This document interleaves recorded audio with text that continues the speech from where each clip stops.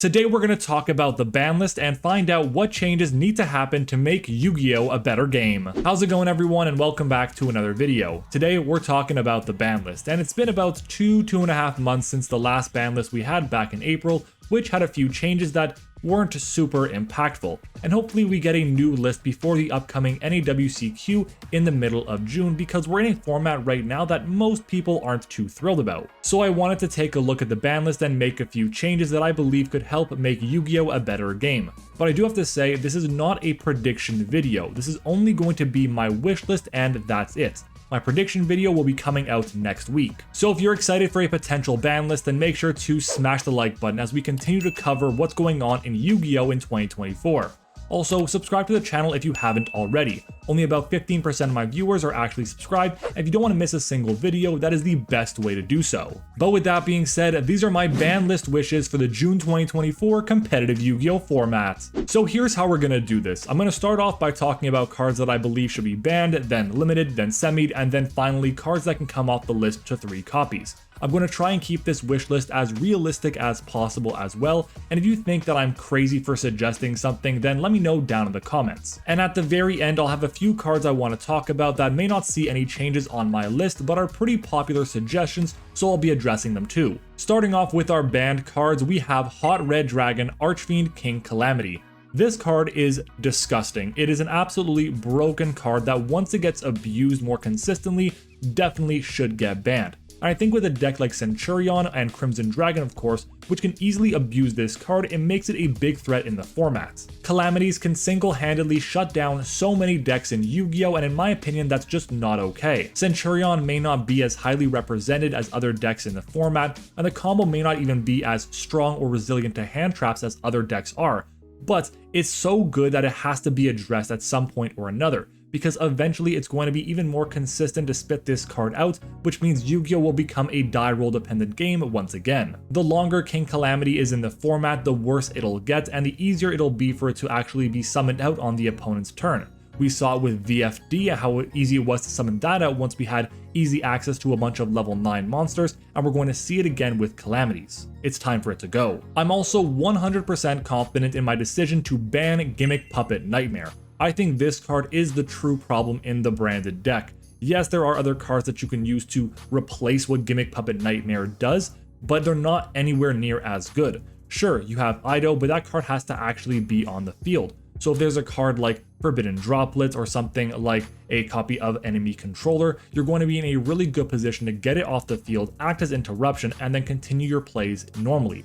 Gimmick Puppet Nightmare doesn't allow that at all. Now this hit has nothing to do with the new Gimmick Puppet support we're getting in a few weeks. I honestly just believe that it's time for Nightmare to go because of how much is being abused with Albion the Sanctifier Dragon.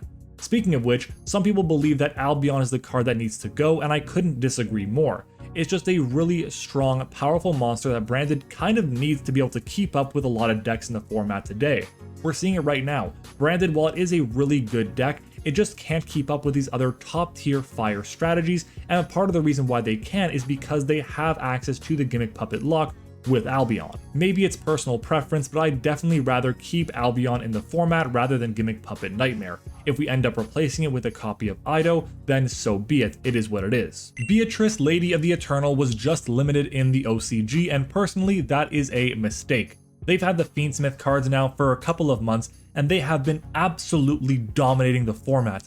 And one of the things the Fiendsmith cards do best is able to establish a very easy rank 6 monster, like for example, Beatrice.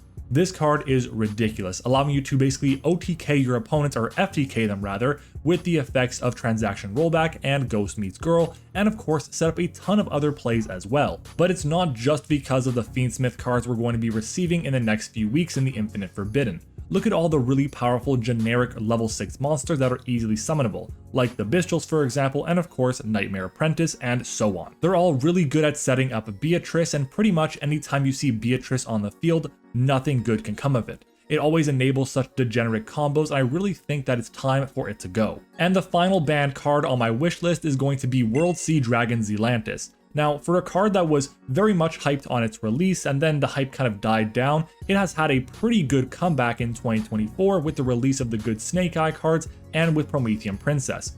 This card is absolutely insane in pretty much any strategy playing fire decks right now. Not only does it enable a very easy OTK for the deck with Promethean Princess and of course Salamangreat Raging Phoenix, but it acts as a removal for 2 cards in the battle phase, and it can even basically Book of Moon opposing monsters as well, which can be very scary. Now, I don't believe that banning Zealantis will have a drastic change on the meta, but I do believe it'll significantly weaken the power of some of these top decks that try to abuse it to get a cheeky OTK. It's just a card that shouldn't be legal anymore. It's seen its time, it's had its successes, and now it's time for it to go. But that's it for the bans on my personal wish list, and let me know down in the comments if there are any other cards you think should be banned instead or in addition to the cards I've already mentioned. But moving on to the limited list, I have 11 cards I want to talk about on this section. Starting off, of course, with Snake Eye Ash. Now listen, I believe that Snake Eye Ash should have been limited to 1 copy on the previous ban list back in April, but it wasn't done. So I hope that Konami will correct their mistake in the June or July ban list.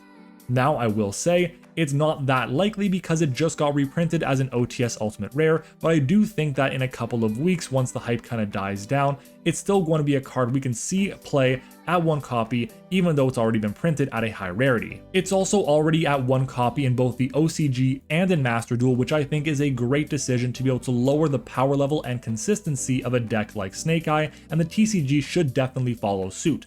Basically, as soon as Snake Eye Ash resolves, you're going to allow yourself to generate so much advantage by getting Poplar to hand and going for full Snake Eye combo. It is just an insanely powerful card for the Snake Eye deck, and honestly, any deck playing level 1 fire monsters in general. And considering the Snake Eye engine is being paired with so many other strategies, it does make sense to reduce the consistency that those strategies have of seeing the Snake Eye engine in their decks. Do I think it'll actually happen that Snake Eye Ash goes to 1? Probably not, but I really hope it does. I'd also want to limit Wanted Seeker of Sinful Spoils. This card is also incredibly powerful and pretty much only being played in like Snake Eye decks. The card is really good at getting access to Diabellstar the Black Witch, which can turn on the entirety of the Snake Eye combo. But what's more important than that is not only is it able to act as a quick play Rhoda that can be activated in the draw phase to play around something like Droll and Lockbird, but it also has its graveyard effect as well to recycle resources and even get you an additional draw.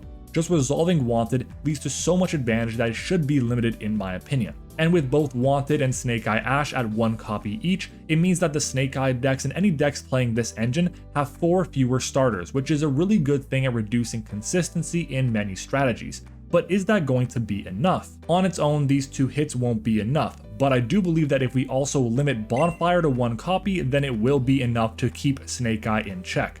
Taking these 9 starters and dropping them down to 3 starters total is a significant hit to consistency and will really impact what the deck can do going forward and also on their first turn play and of course in the grind game. Now, while Wanted is kind of a reinforcement of the army, Bonfire is just straight up Rhoda for pyro monsters, and it's a crazy powerful card, especially because of its interaction with Snake Eye Poplar. Just like with Snake Eye Ash and with Wanted, Bonfire is an amazing card that can generate so much advantage, and if it successfully resolves, then the Snake Eye player is going to be in a massive position to win the game. Putting Bonfire to 1 isn't only a hit for Snake Eye decks, it's a hit for pretty much any pyro deck in the game, and of course decks like Centurion as well, which try to search out their own pyro type monster too. Now, is it going to be a perfect solution?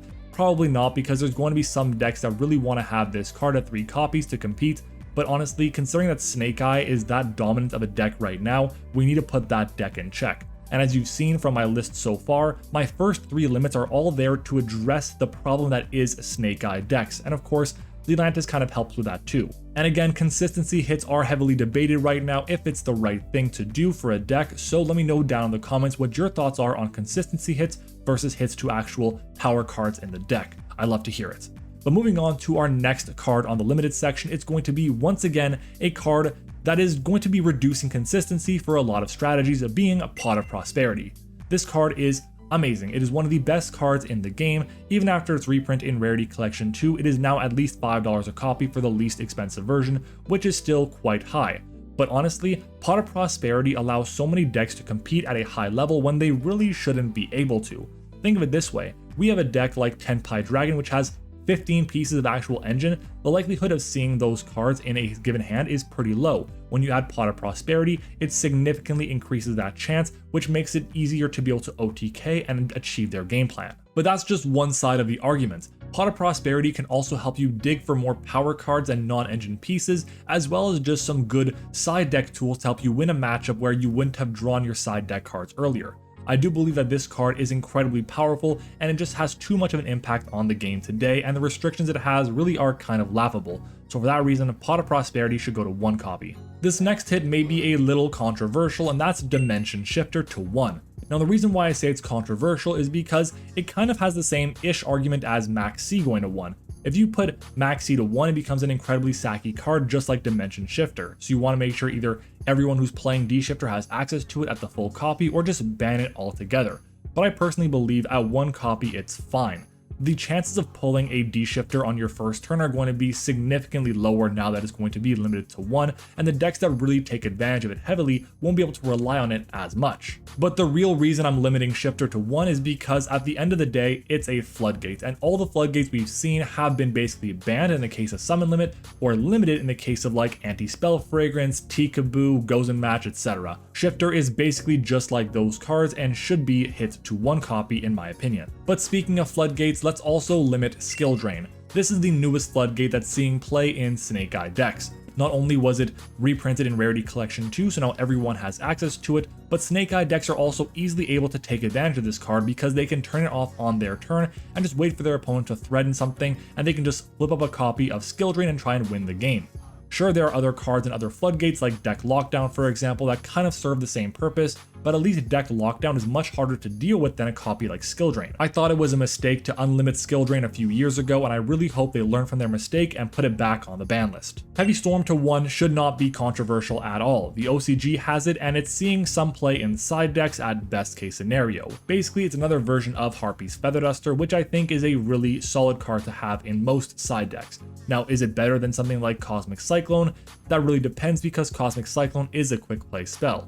But either way, Heavy Storm would not see any play in main decks except for like something like Unchained, for example, which wants to destroy their own cards, but even then it's few and far between, and it's an unsearchable card as well. It's at best a side deck card, so Heavy Storm should come back to the game at 1 copy. Prank Kid's Meow Meow Moo should also be off the ban list and limited to 1 copy. Honestly, you can put it to 3 copies and I'd have no problem with it at all, but Konami does have a tendency to take cards off the ban list, put them to 1, then to 2, then to 3 copies, and I think that's kind of the trend we're going to be going with Prank Kids and Meow Meow Moo.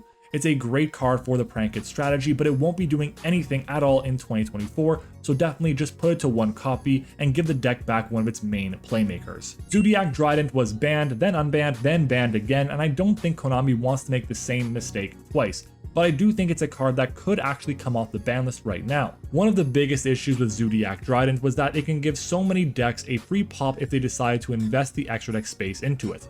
It was also really good because Zeus was an incredible card. It's still a good card, but nowhere near as good as it once was. So the fact that Trident could help enable Zeus a lot easier was going to be a plus back then, and I don't think it'll be as important in the metagame today. I don't believe that Trident is significantly better than any of the other generic extra deck cards we have today, and for that reason they should just bring back Trident. The same goes for Heavy Metal Foe's Electromite. This Link monster has been banned for the better part of like 4 years now, and honestly, it should come back. Pendulum decks are solid overall, they've gotten some good support, but they're nowhere near as part of the meta right now. We look at a format like Master Duel or the OCG even, where they have Electromite back to 1 copy, and those decks are doing pretty much nothing. It would be the same here in the TCG, and I do believe that it's time for Electromite to come back, regardless of how good the card actually is. Let's be honest, do you actually believe that Electromite Pendulums is going to be anywhere near as good as a deck like Fiendsmith, Yubel, or Snake Eye, or even Tenpai Dragon? Definitely not. And the last card I want to limit to 1 copy is Kashtira Fenrir. This card is incredible. Not only is it a board breaker and a big body on the field for practically free, it also replaces itself in the hand. So any deck that really wants to take advantage of cards in the hand to be able to use as resources for discard fodder, for example, would love to use Fenrir because of its ability to recycle itself. For a card that's been limited to 1 copy in Master Duel and banned completely in the OCG, I do believe that Kashtira Fenrir is a massive problem in Yu-Gi-Oh! Today. It's a really interestingly designed card, it's a very powerful card, and I do think it's just a little bit too powerful for the game right now. But that's it for the cards on my limited section, but moving on to our semi-limited list. I personally like the semi-limited list a lot more than most other people. I believe that consistency hits are impactful enough for certain decks, so I really want to take advantage of that. And for that reason, my first card on the semi list is going to be Big Welcome Labyrinth. Now, I'll be honest, I really don't like Labyrinth. It's one of my most hated decks of all time, and maybe the most hated deck I've ever played against. And Big Welcome Labyrinth is a part of the reason why. But reducing this card to 2 copies in the strategy will hit the consistency of the deck and its ability to recycle its own resources, which I do find to be pretty important. I also want to semi-limit Sangen Summoning. This is the field spell for the Tenpai Dragon deck, and it's the reason why that deck is as good as it actually is. Sure, it can do a lot of really cool and scary things, but without being able to really interact with them on their main phase 1 makes things so much more challenging to be able to beat this deck. And Sangen Summoning does just that. I don't think Tenpai gets hit significantly in this format because it's so new, but it is part of my wish list even though I am personally playing Tenpai in this format. The card is just so strong, allowing the deck to get extra consistency and protection is great, and with the combination of that and the limit to Pot of Prosperity, it makes seeing it a lot less likely. I do think that eventually it'll get hit even more, but that's going to be after the Infinite Forbidden releases and we get all the Tenpai Dragon cards in that set as well. And my last semi-limit is going to be Miscellaneousaurus. It's time. Look, bring Misk back to 2 copies. Honestly, bring it back to 3 copies. I'm just trying to be kind and say, you know what, let's go Misk to 2 first. Dinos are doing absolutely nothing right now, and hopefully with Misk back to 2 copies, they can start to do a little bit more in the current format and be just a little bit more threatening too. I honestly believe that we can bring Misk back to 3 copies, but I'm not trying to be outlandish or greedy. So Misk to 2 copies, I'm putting it out there. Please bring Misk back to 2, it'll make Dinos so much more playable. And honestly, if Sangen Summoning can stay legal for Tenpai Dragon, we should be able to have Misk as well. And then for my unlimits, I only have 2 cards on this list. The first one is going to be Dino Wrestler Pankratops. Pank is just technically a worse version of Kashtira Fenrir. It doesn't replace itself. It does do some things better than Fenrir does. It's a bigger body. It's able to be a quick effect tribute for cost and then be able to like pop a card on the field. But I just don't think it's as strong as Fenrir is and wouldn't see anywhere near as much play at 3 copies compared to Fenrir does at 3 copies. And then finally, my last card on the unlimited section is going to be Armageddon Knight. This card was brought from 1 to 2 copies last ban list and it didn't really do anything, so putting it from 2 to 3 copies would just make a lot of sense overall. Normal summons in Yu-Gi-Oh are so much stronger than Armageddon Knight is overall. Just think about it. All Arma Knight does is just send a card from deck to graveyard, while on the other hand you have Snake Eye Ash, which is a searcher and an extender and an enabler for the entire combo all in one. So honestly, Arma Knight coming back to 3 makes a lot of sense. And finally, I want to address 2 other cards that are pretty popular that people might say, why aren't they on your limited section or your unlimits or whatever the case might be. Starting off with Max C. Personally, I do not believe we're going to get Max C back pretty much ever. The card is not well designed, it is not a healthy card in the slightest, and we're also getting the new Molcharmy Pirellia monster in Infinite Forbidden, which is basically just a cheap version of a Max C. So I wouldn't be surprised if we don't get Max C for a long time, and eventually Molcharmy also gets banned in the future. And the next card I want to talk about is Tearlament Kitkalos. Kit could come back to 1. I wouldn't be mad at it, and I do think it could make a lot of sense, but we're just in the middle of what I believe to be a tier 0 format with Snake Eye, so I think that we should probably get out of that format, solve it, get rid of all the problems first, and then we can look at bringing Kit back to the game as well. But hey, that's just me. But there you have it. Those are my ban list wishes for the June 2024 or July 2024 ban list. I'm really hoping we get some of these actual changes, which I believe will help the game go to a healthier and better place. Let me know what you think about the list down in the comments below, and let me know what are your personal ban list wishes, not predictions, wishes down in the comments. And remember to subscribe as well so you get notified when I post my ban list prediction video next week. Make sure to leave a like on the video, it lets me know you enjoyed the discussion and the content today, and of course follow me on Twitter and join the Discord server, both of which are linked in the description. I want to give a big thank you to my channel members as well for supporting the channel, so thank you very much, and thank you all for watching. I hope you enjoyed it, and I'll see you all next time.